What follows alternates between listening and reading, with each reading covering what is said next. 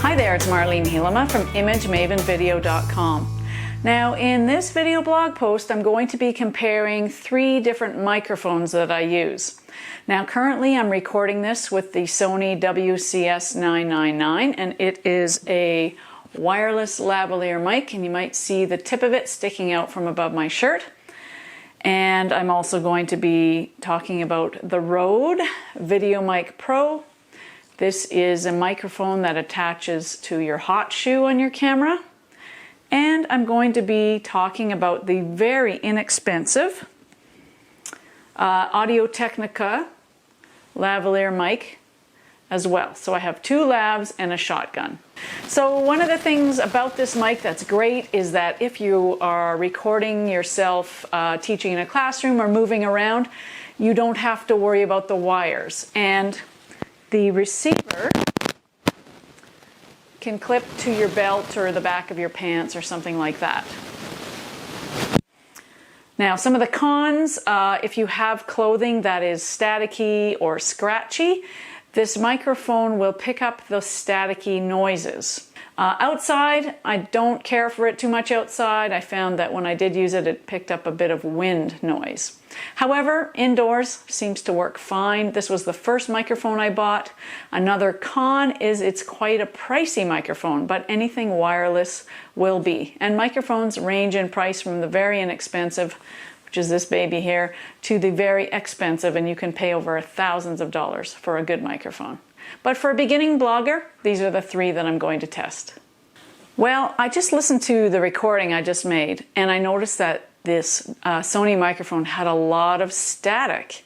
And that is one of the drawbacks of this microphone. I've always had static problems. I don't know if it's because it's getting old and the wires are getting worn out, but when I did pick it up off of my pants, I did notice that it got noisy.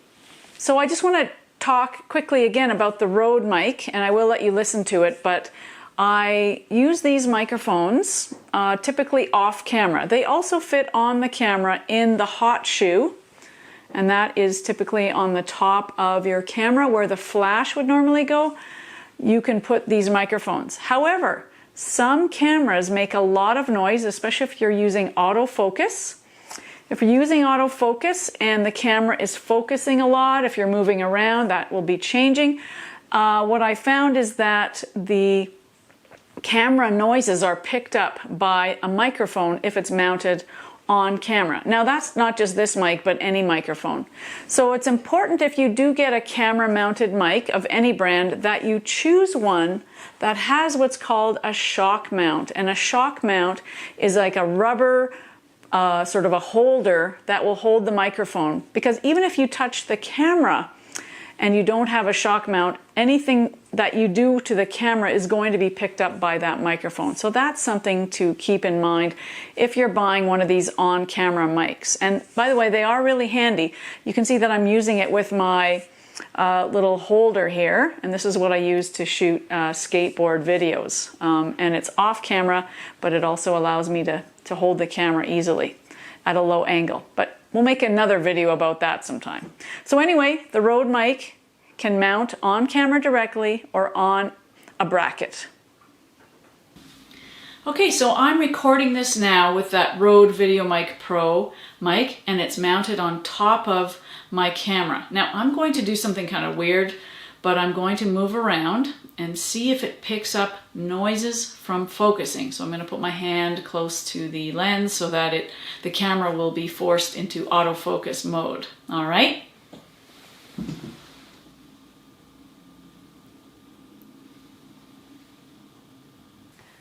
Okay, and for the last microphone, this is the very inexpensive Audio-Technica. The model is the ATR 3350. I think I paid under $30 for this on Amazon. And it is a lavalier mic. I'll just take it off. And it has a cord, and the cord is about 20 feet long.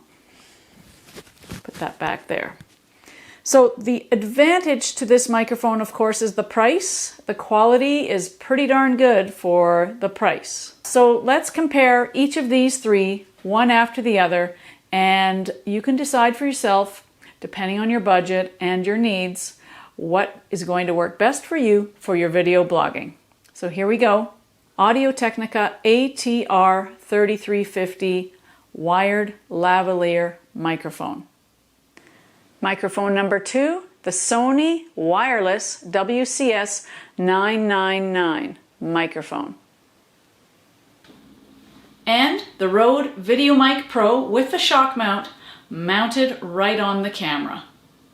Now, none of these mics are what we call professional quality. They're good enough. They're good for video blogging, they're good for YouTube videos, they're good if you're teaching online courses and you want to raise the bar. Now, the bar you're raising is not using a microphone at all, using the microphone built into your camera, whether that's a DSLR, a mirrorless, or a handycam. But it's important to choose something because audio is a huge part of your video production quality overall. And if your audio is really bad, people will not want to watch your videos no matter how good they are. In fact, some people say audio is much more important than your picture quality, and I kind of agree with that. Although I try to do my best on both of those fronts. Thanks for watching. It's Marlene Hielema from ImageMavenVideo.com, and please read the blog post that goes with this video. It's in the video description below. See you next time.